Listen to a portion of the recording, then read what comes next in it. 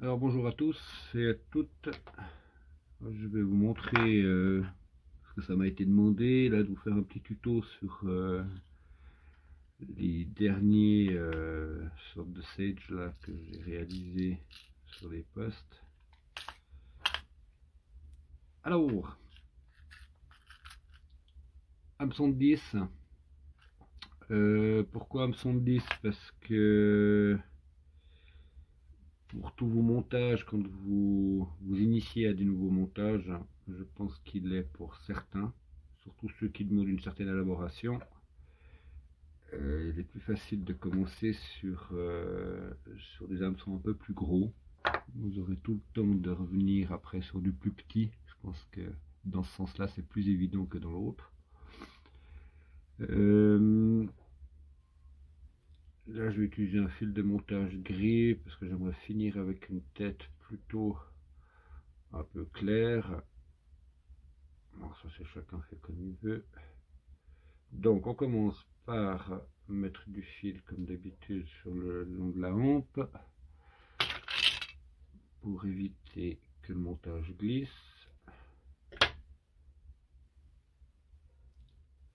Eh ben, ce matin, on a dû faire le petit feu là parce qu'il fait cru à la montagne. On a un temps un petit peu carrément automnal. Ça va bien. Le temps revient à la normale. Alors, comme c'est un hameçon à sage, on va descendre assez bas sur la hampe. Tac. Voilà. Et il y a eu une ou deux personnes avec qui j'ai causé de ces fameux poils de cochon. Alors, comme je l'expliquais dans mes parutions, j'ai un cochon laineux que vous avez pu voir, ceux qui ont été traînés sur ma page Autonomie et Philosophie. Ils ont pu rencontrer Myrta, ma truie laineuse. Et en hiver, même toute l'année, elle laineuse du coup parce qu'elle produit des poils qui sont assez similaires, bien que je ne connaisse pas très bien, c'est ceux des sangliers. Alors moi je prends les poils qui sont sur le dos. Il y a la poule qui a pondu, enfin, une des poules qui a pondu. Donc moi j'utilise des poils qui sont les poils du dos, qui sont bien grossiers, bien épais, avec une sorte de petit plat. Bref, c'est un poil qui est assez rigide par sa grosseur et puis qui est assez élastique, non cassant. On peut l'entourer autour de l'ombre sans qu'il pète. Donc voilà, moi j'utilise ça. J'ai vu qu'en fait certains monteurs utilisent ce qu'on appelle se faire le poil de pécari, qui est un cochon sauvage, mais qui vient pas de chez nous. Puis comme ma philosophie c'est de faire un maximum avec ce qu'on a ici, ben on a notre Myrta qui nous fournit du magnifique poil. Alors, on va faire comme ça, on va faire encore en poil de Myrta. À la prochaine, je vous ferai le corps en lapin, pour ceux que ça intéresse. Hop. Alors, une petite chose, quand on met des fibres ou des plumes qui ont une hampe qui est assez épaisse, on va essayer de la positionner généralement comme il faut sur le dessus. Alors pourquoi? C'est parce que oh non, c'est parce que le poil lui-même avec son volume il va donner une forme à votre corps. Alors après vous pouvez combler avec le fil bien évidemment, mais le problème c'est que ça va vous faire une asymétrie sur votre corps, tandis que si vous le positionnez bien dans un des axes, ou dessus ou dessous, et ben à ce moment-là, vous perdez pas trop la géométrie de votre corps. Regardez, tac. Là, on est bien sur le dessus. Maintenant, on va combler sur le devant là. Hop. Et maintenant, ce que je vais faire, je vais mettre un peu en fuseau, mon corps avant d'enrouler dessus. Alors, tac.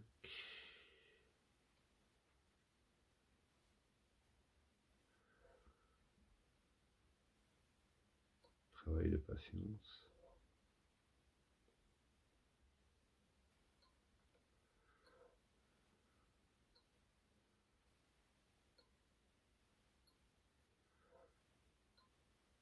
Tac. Encore un peu à l'avant.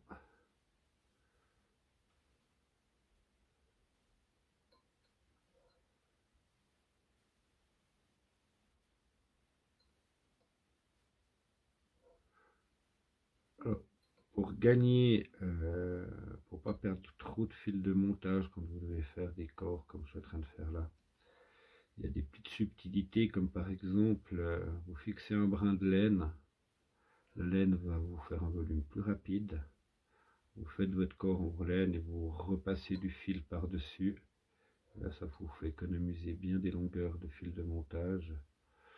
Là je vais faire le gros riche, je vais utiliser le fil de montage. Voilà.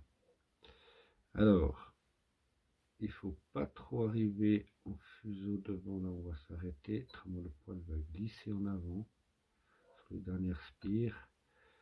Donc il faut aller assez là.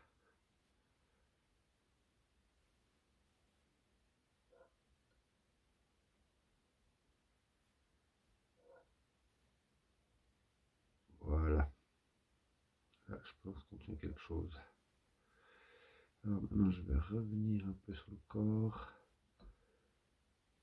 parce que on va faire des sections. Je vais remettre du bois dans le feu, excusez-moi.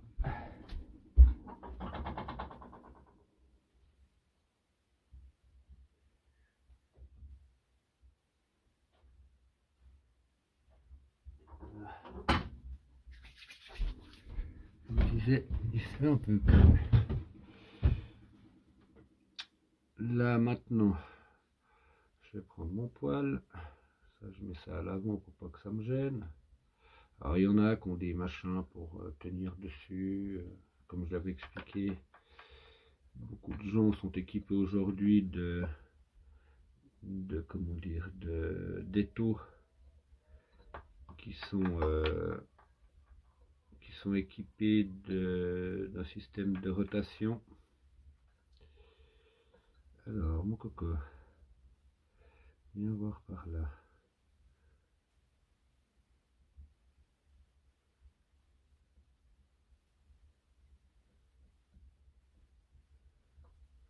Tac.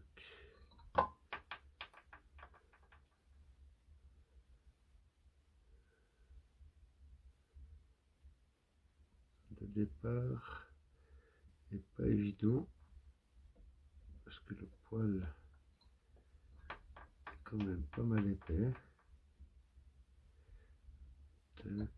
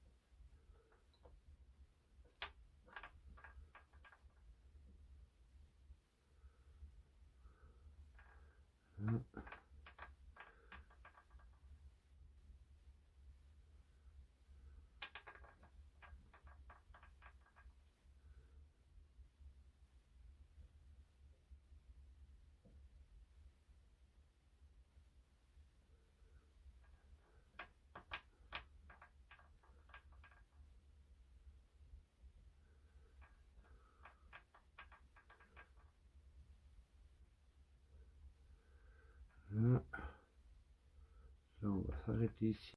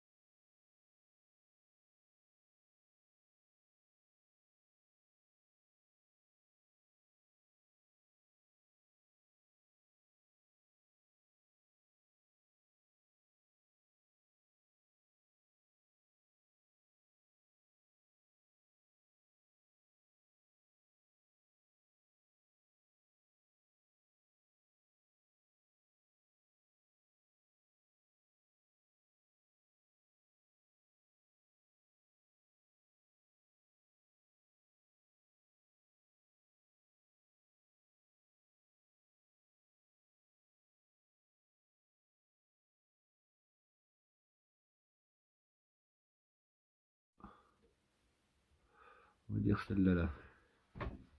Ok. Donc on va prendre la partie opposée. Hein, si on a une plume qui est comme ça, celle-là là, on va la poser dans ce sens-là, en opposé. Donc ce sera sur la partie ici qu'il va nous falloir enlever les berbes.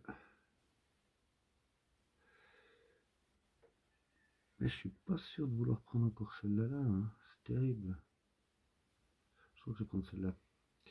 Donc on disait les parties opposées, tac, elle va être comme ça. Donc ça c'est les parties qui seront en bas. Donc je vais enlever ici. Là, là, là.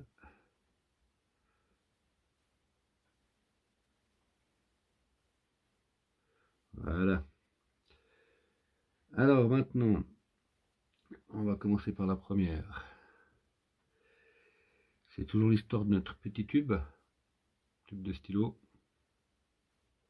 Ça suffit largement. On va choisir la partie où les poils sont le plus long possible, pas trop sur la pointe. Là, je suis pas mal. Hein, donc sur ma plume, ça va faire ça. Et là, je vais lisser les poils en arrière. Première chose. Bien les lisser et les mettre parallèles l'un à l'autre.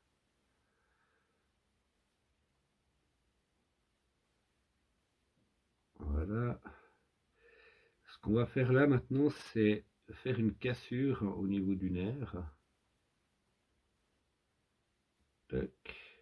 Alors la cassure, je préconise de la faire, mais légère, pas trop, trop anguleuse, trop obtus. Voilà, comme ça là. Juste, juste cintrer un petit peu la partie là.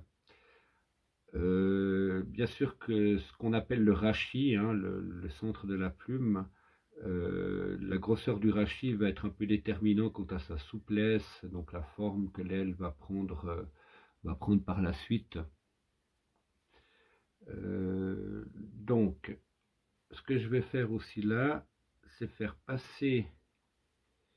Alors, il faut juste pas que je me plante, mais si jamais on fera de l'autre côté, la pointe, on va la croiser sous le dessous. Je sais pas si ça se verra bien, mais on va la croiser sous le dessous. Alors on voit pas que dalle, on voit que dalle. On va la croiser sur le dessous, comme ça là. Tac.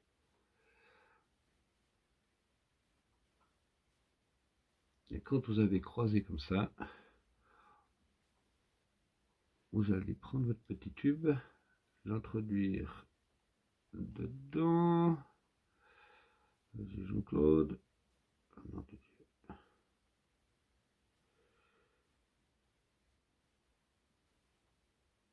Là, on l'introduit dedans, on pose gentiment, et là on récupère la plume de l'autre côté.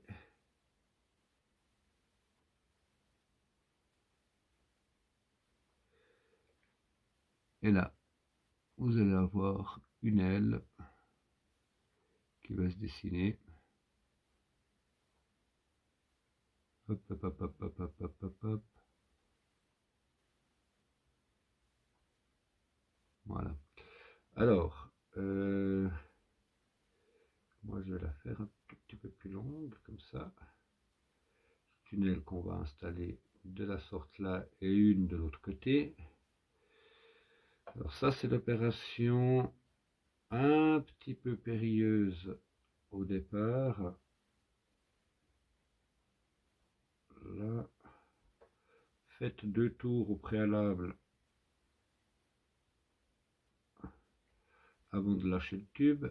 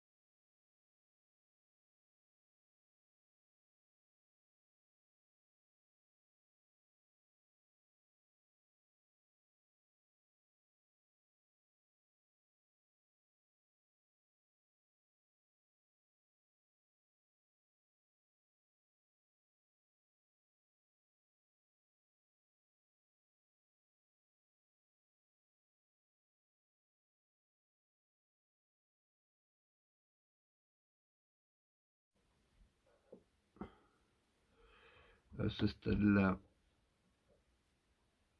ça donne ça.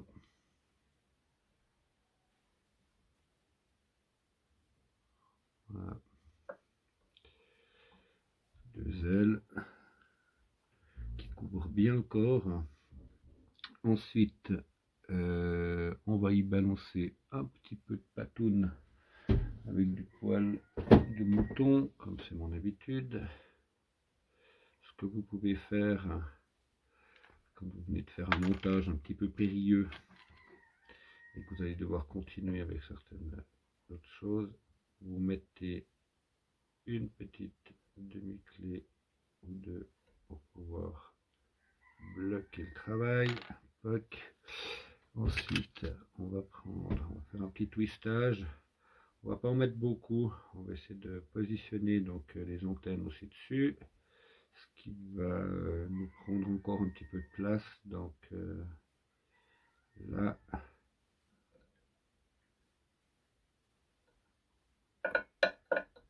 hop.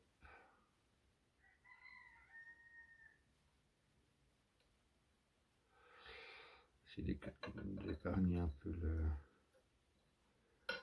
Hop là, d'épargner un petit peu, je disais, l'œillet. Bon, toi tu veux pas tenir, c'est très bien comme ça.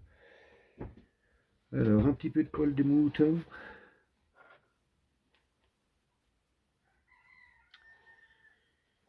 Toc, toc.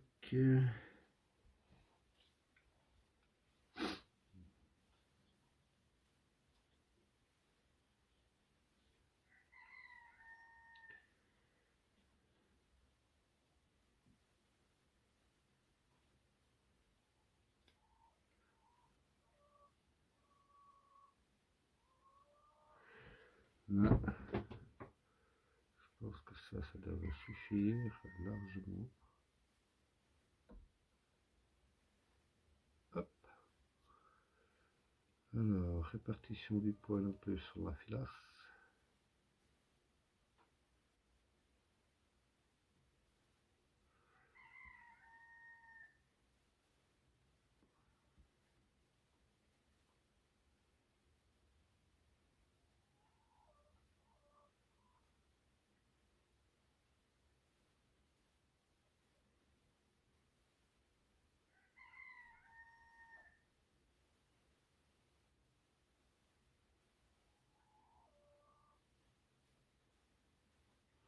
Voilà. Ça devrait suffire pour un ou deux tours.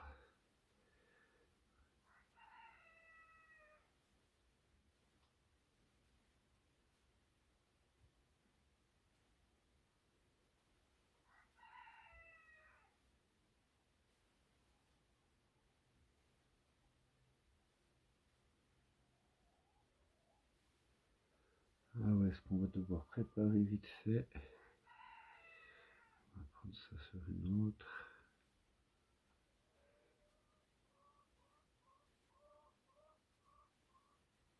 Là, on a twisté le poil de mouton. Laine de mouton. Hop là. Ça, je vais le laisser. Non, je vais tenir pour rester ça.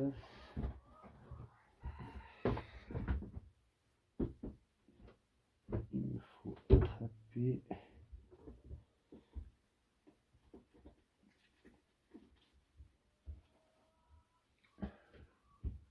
Une plume de faisan. Je vais le mettre comme ça là. Comme deux antennes.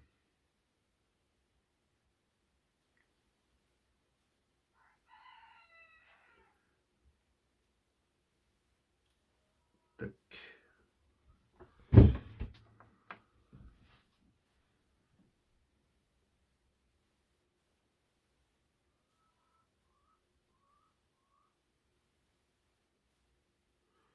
Là.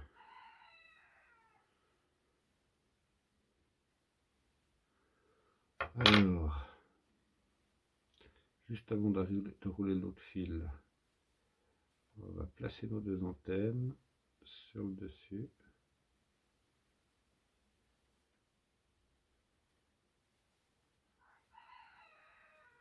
Un ou deux tours comme ça, on soulève un coup dessous pour les remonter. Là, on arrête. On va couper l'excédent là. Et maintenant, c'est avec ça que je vais venir cercler là comme ça.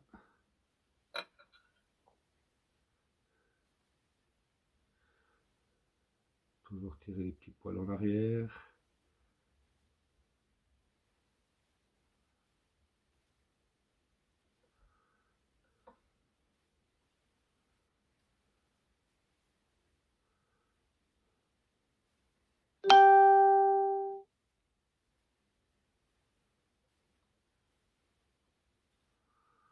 Tac. Et là, on va arrêter.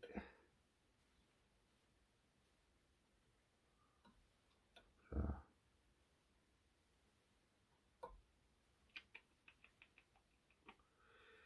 fais des conneries.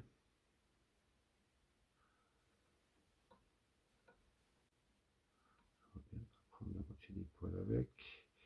Là, on est bon.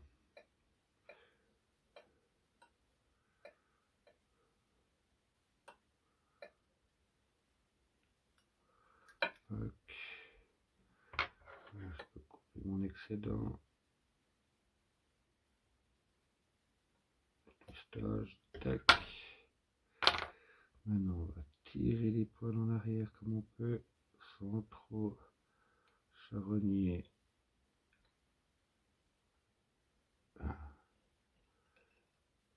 les antennes.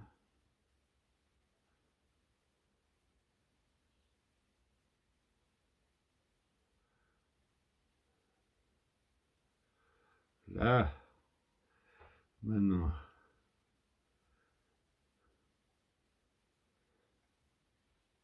un petit nœud pour assurer l'histoire.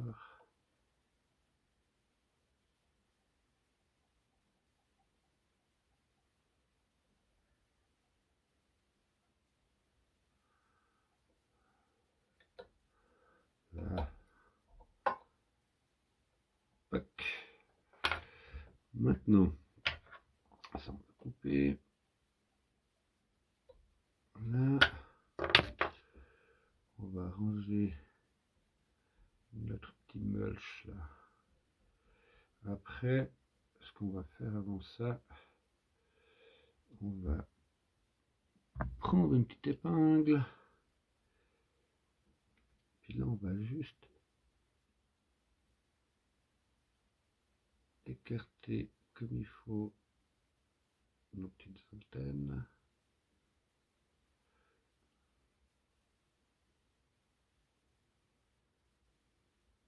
Alors, comme l'a fait remarquer, je ne sais plus comment, mais un brave monsieur sur les postes, les petites antennes, très souvent, on les met pour le coup d'œil et on les coupe lors de la session de pêche parce qu'elles ont souvent, pas toujours, mais souvent une fâcheuse tendance à faire vriller le fil. Donc maintenant qu'on les a positionnés, on va prendre un peu de résine.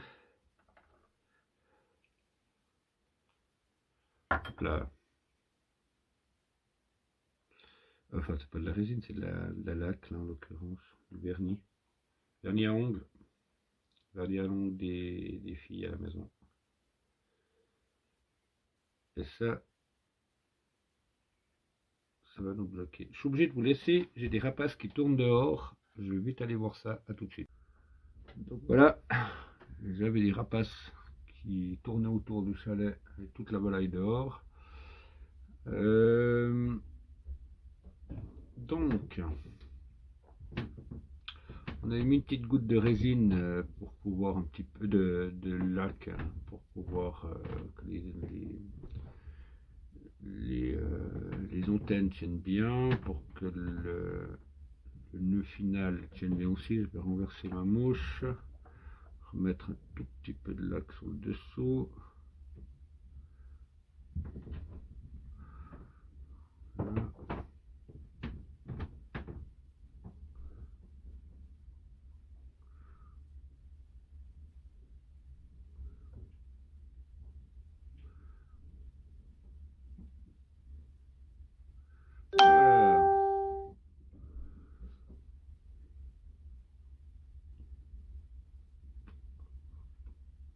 Alors,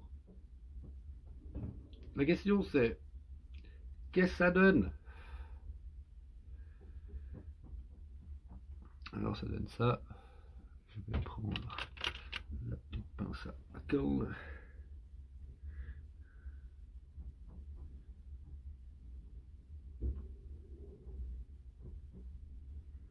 Hop.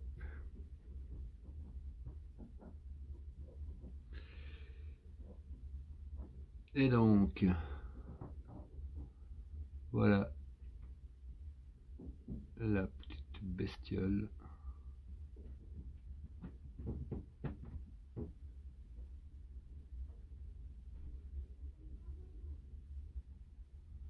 Avec dessous J'espère que vous verrez bien le corps en poil de cochon laineux. Pour ceux qui, je le rappelle, ont du pécari, ils peuvent utiliser le pécari. Tac. Donc, donc voilà. J'espère que ça vous ira. Et puis je vous souhaite à toutes et à tous une très bonne journée.